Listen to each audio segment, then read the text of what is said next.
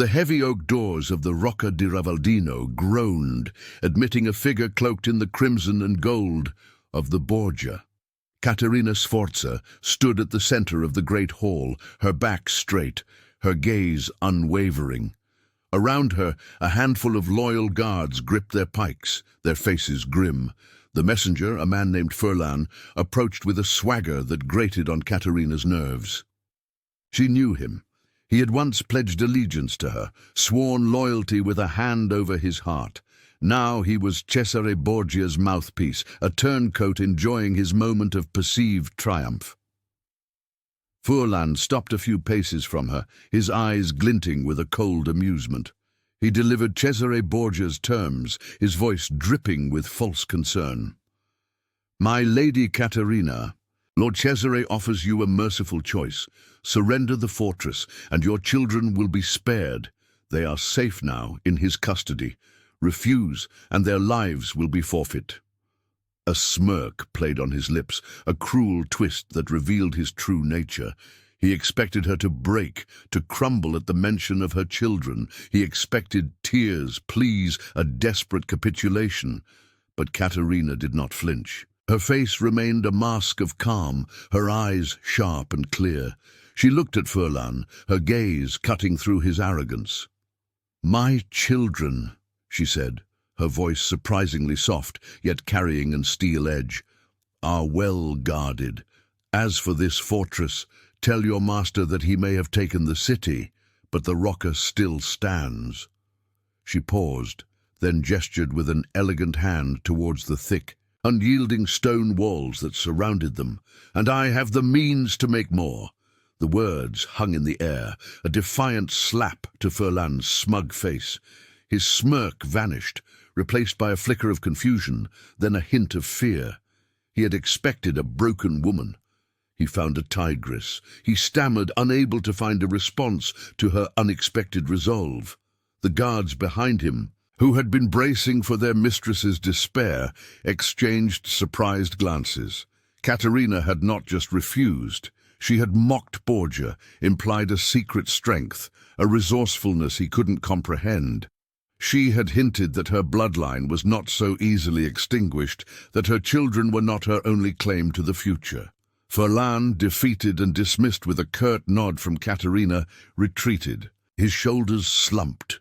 He returned to Cesare Borgia, the triumphant message he had anticipated delivering, now replaced by a chilling report of defiance.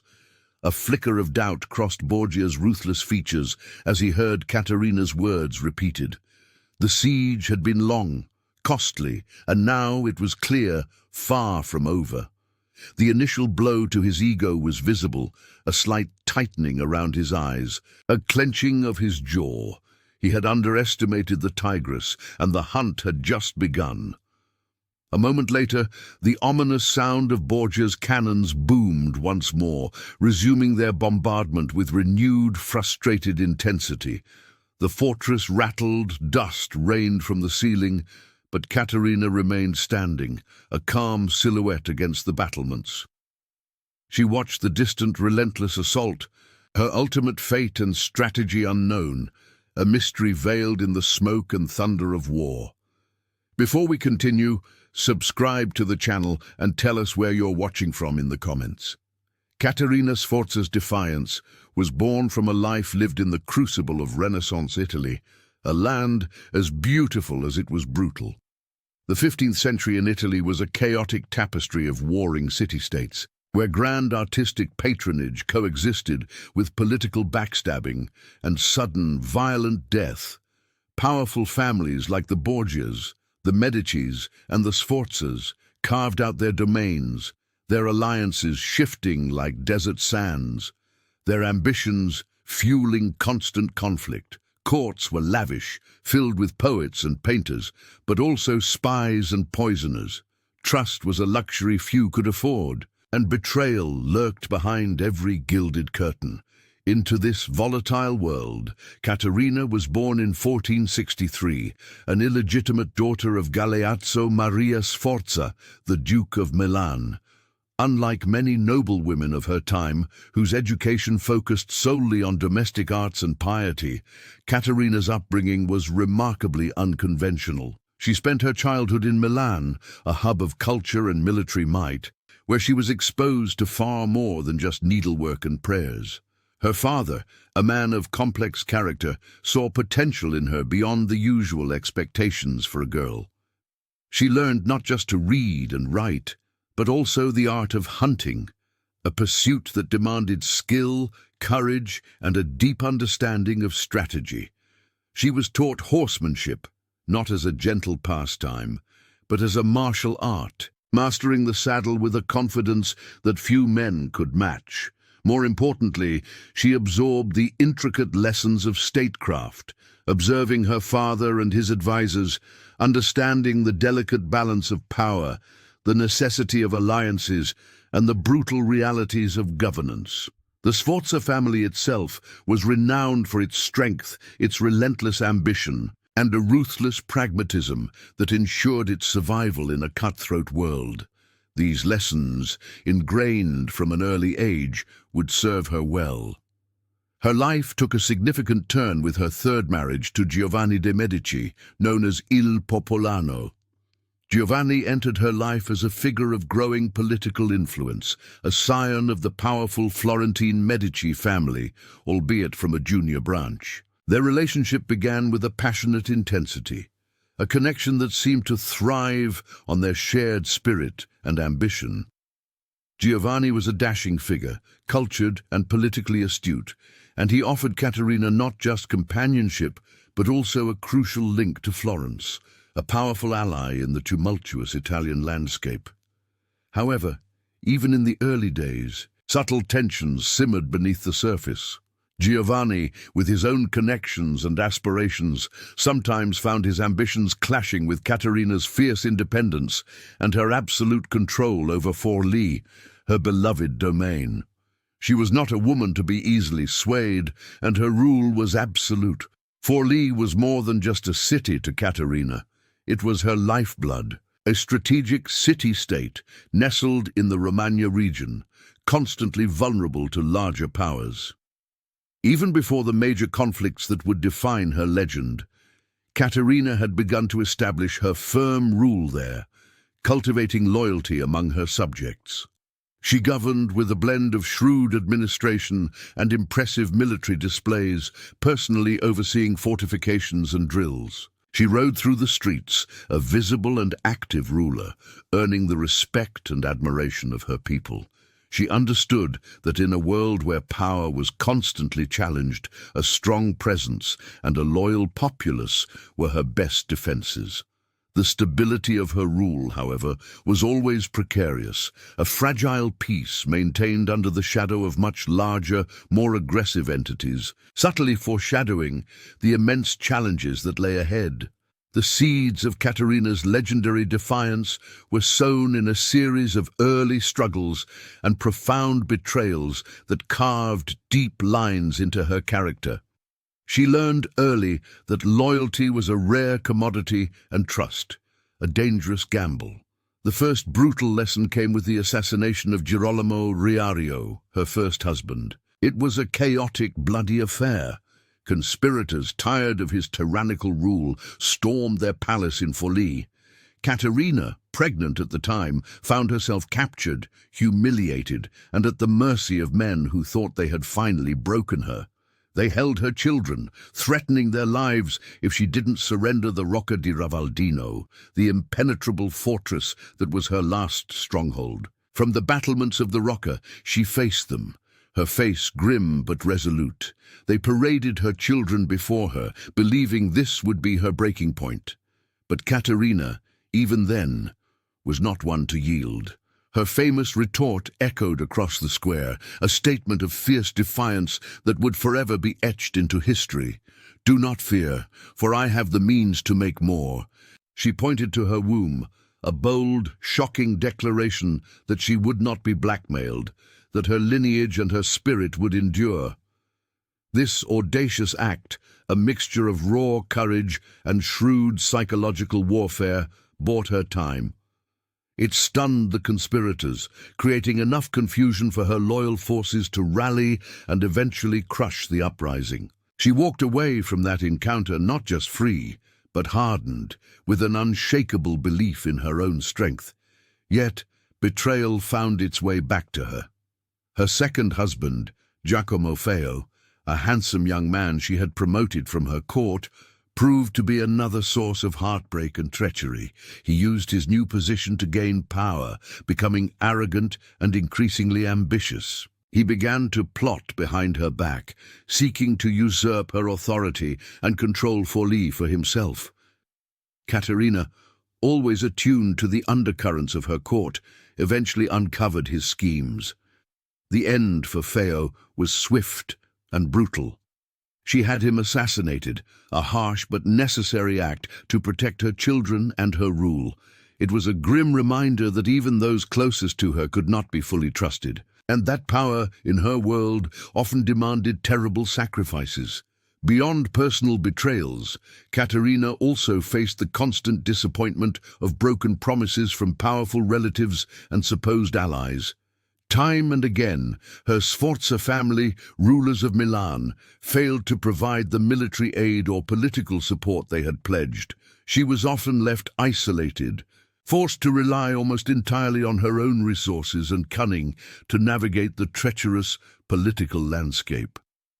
This pattern of neglect and abandonment only served to reinforce her self-reliance and her distrust of external help.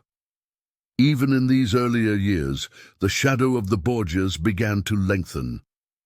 Pope Alexander VI, Cesare Borgia's father, was already making moves, his avarice and expansionist ambitions clear for those who cared to see.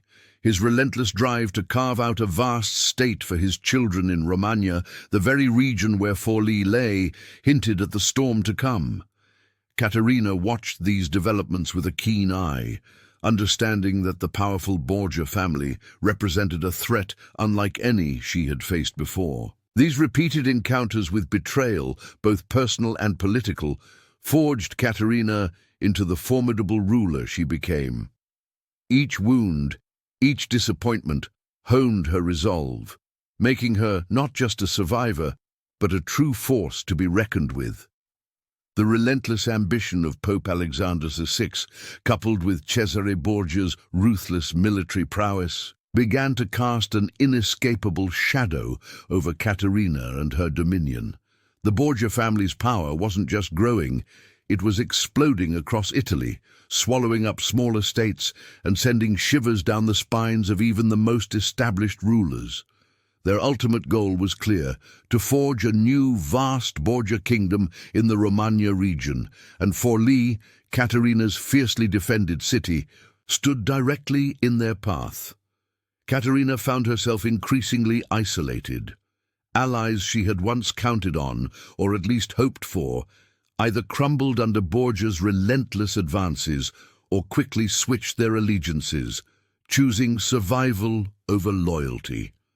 It was a brutal game of power, and many saw the writing on the wall, preferring to bend the knee rather than face Cesare Borgia's formidable army. Each passing week brought news of another city falling, another lord deposed, and the circle of potential support around Forlì grew smaller and smaller. This escalating pressure came with a crushing financial burden. Maintaining a mercenary army, essential for any ruler in that era, was incredibly expensive. Fortifying the defenses of Forlì and the Rocca di Ravaldino required constant investment. Caterina, always resourceful, now faced a draining of her treasury that forced difficult decisions. Taxes rose, resources were stretched thin, and a palpable sense of desperation began to settle over the city. Her people, while generally loyal, felt the pinch, and whispers of doubt and fear started to spread through the markets and narrow streets. Some began to question if even their formidable Tigress could withstand the coming Borgia onslaught. Others, however, remained fiercely loyal, remembering her past acts of courage and sacrifice. Amidst this growing external threat, a deeply personal tragedy struck. Giovanni de' Medici, her beloved third husband, fell gravely ill. His sickness was swift and unforgiving, and soon Caterina was left to mourn his death. This loss was devastating on multiple levels. Not only did she lose a partner she genuinely loved and respected, but she also lost a crucial political and military ally. Giovanni, a man of increasing influence, had been a significant source of support and a potential link to other powerful families. His death left her emotionally vulnerable, politically exposed, and more alone than ever in her fight against the Borgias. The atmosphere in Forlì grew heavy with the weight of impending war. The constant drilling of soldiers echoed through the city walls, a grim reminder of the inevitable clash. The faces of the citizenry were etched with worry, their eyes scanning the horizon for signs of the approaching enemy. Reports from neighboring lands painted a chilling picture of Borgia's brutality, cities sacked, populations terrorized, and no mercy shown to those who resisted. This created a suffocating psychological pressure, a pervasive sense of dread that hung in the air. Every day felt like a countdown, every night brought restless sleep. As Caterina prepared for the storm that was about to break upon her gates, the air itself seemed to taste of fear and gunpowder, a prelude to the violent chapter that awaited Forlì. The storm finally broke.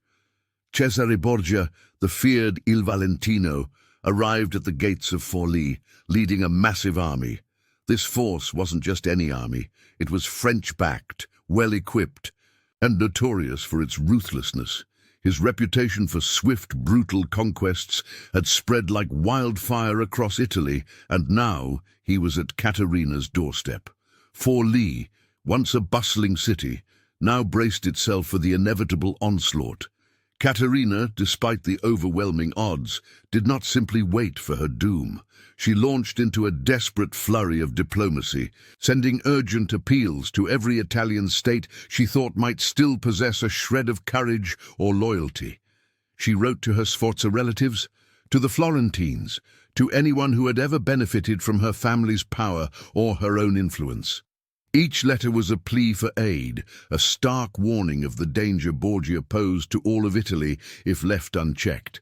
But one by one, the replies came back. Or more often, no replies at all. Her isolation was complete. Fear had gripped the peninsula, and no one dared to stand against the formidable might of Cesare Borgia. She was truly alone. The siege of Forlì began with a terrifying roar. Borgia's cannons, far more powerful than anything Caterina possessed, pounded the city walls day and night. The ground shook with each impact, and the air filled with smoke and the screams of the wounded. Caterina, however, was everywhere. She personally directed the defense, moving from one section of the walls to another, her presence a constant source of inspiration to her weary troops. She rallied the citizens, organized supply lines, and even helped load cannons herself. Her courage was infectious, and under her command, the defenders of Forlì fought with a ferocity that surprised even Borgia's seasoned soldiers. They held out for weeks, defying expectations and inflicting heavy casualties on the attackers. But even the most valiant defense can only last so long against overwhelming force. The city walls, battered relentlessly, eventually began to crumble. One by one, sections were breached, and Borgia's soldiers poured into the streets. The fighting became a desperate, house-to-house struggle. Caterina, seeing that the city itself was lost, made a strategic retreat. With her most loyal defenders, she pulled back to the Rocca di Ravaldino, the fortress within the city. This stronghold, built on a rocky outcrop and designed for maximum defense, was her last bastion, a seemingly impregnable fortress that had defied invaders before. Frustrated by the unexpected resilience of Caterina and her forces, and even more so by the continued defiance of the Rocca, Cesare Borgia decided to play his cruelest card. He sent a messenger, a man Caterina recognized from past diplomatic exchanges, to the gates of the Rocca.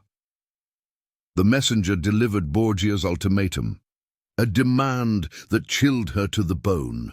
surrender the Rocca, or her children who were being held captive by Borgia would be killed. The messenger, trying to hide his discomfort, added that Borgia would show no mercy. Caterina listened, her face unreadable. The messenger stammered, expecting a breakdown, a plea for mercy, anything that showed weakness. But Caterina, standing tall on the battlements, looked him straight in the eye. Her voice, though calm, cut through the din of the distant battle. "Tell your master," she said, her words ringing with an almost terrifying resolve, "that I have the means to make more children." It was a defiant rejection, a legendary retort that solidified her image as the Tigress of Forlì. In that moment, she chose defiance over submission, understanding the immense personal and political consequences. She would not yield, even at such an immense personal cost. This decision marked her final, unyielding break from the traditional expectations of a woman in her era, a profound declaration of her psychological strength and ultimate commitment to her land. Her defiant words, however, could not change the grim reality of Borgia's relentless siege. The Rocca di Ravaldino, though formidable, was not invincible. Despite Caterina's desperate resistance, Borgia's engineers eventually found a weakness, a section of the wall that, after days of continuous bombardment, finally gave way. It wasn't a grand, heroic charge that brought the fortress down, but rather the slow, methodical grind of superior force and resources. The final breach was made, and Borgia's soldiers swarmed inside, overwhelming the remaining defenders. Caterina, sword in hand, fought alongside her men until the very end. She was captured, not in a moment of surrender, but in the thick of battle, surrounded by Borgia's forces. The Tigress of Forlì was finally taken prisoner, her fierce spirit unbowed, even as the chains were placed upon her wrists. It was a moment of bitter triumph for Cesare Borgia, yet even he, a man known for his ruthlessness, must have felt a grudging respect for the woman who had defied him for so long. Her journey to Rome was a stark contrast to her former life as a proud ruler. She was paraded through the streets, a captive queen, but her bearing remained regal. In Rome, she was brought before Pope Alexander VI, Borgia's father, a man whose ambition had fueled much of her suffering. The encounter was tense. The Pope, expecting a broken woman, found instead a defiant spirit. Even in her captivity in Castel Sant'Angelo, a notorious prison, Caterina refused to be silenced. She faced her captors with the same courage she had shown on the battlements of Forlì, never once begging for mercy or betraying her allies. Her unwavering resolve, even in the face of such overwhelming power, was a testament to her extraordinary character. Borgia had won the territory, but the moral victory belonged to Caterina. His physical triumph was tainted by her unbroken spirit. Her defiance, even from a prison cell, became a legend. Whispers of her courage spread not just among the common people, but even within Borgia's own army. Many admired her tenacity, seeing her capture not as a sign of weakness, but as proof of her indomitable will. She had not been broken, she had merely been overwhelmed. The cost to Borgia was subtle but significant. He had expected to crush her spirit, to make an example of her, but instead he had inadvertently elevated her to the status of a martyr, a symbol of resistance against tyranny. After a year of imprisonment, her release came, not through Borgia's mercy, but through the shifting tides of Italian politics, French intervention, and perhaps a growing weariness from the Borgias themselves, led to her freedom. She was exiled to Florence, a city known for its art and intellect, a world away from the battlefields of Forlì. There, she lived out the remainder of her days, raising her children, including Giovanni dalle Bande Nere, who would later become a renowned condottiero, a fitting legacy for his mother. Caterina, stripped of her lands and her power, had, in a way, achieved an emotional and historical victory. She had never truly submitted, her spirit remained unbroken, and her legend as the Tigress of Forlì was cemented in the annals of history. Looking back, perhaps in the quiet moments of her Florentine exile, she might have reflected on the immense cost of power, the bitter taste of betrayal, and the enduring strength of the human spirit that had carried her through it all. She had lived a life defined by fierce independence and unwavering courage, leaving behind a legacy that transcended the walls of Forlì, reminding everyone that true power lies not in conquest, but in an unconquerable will.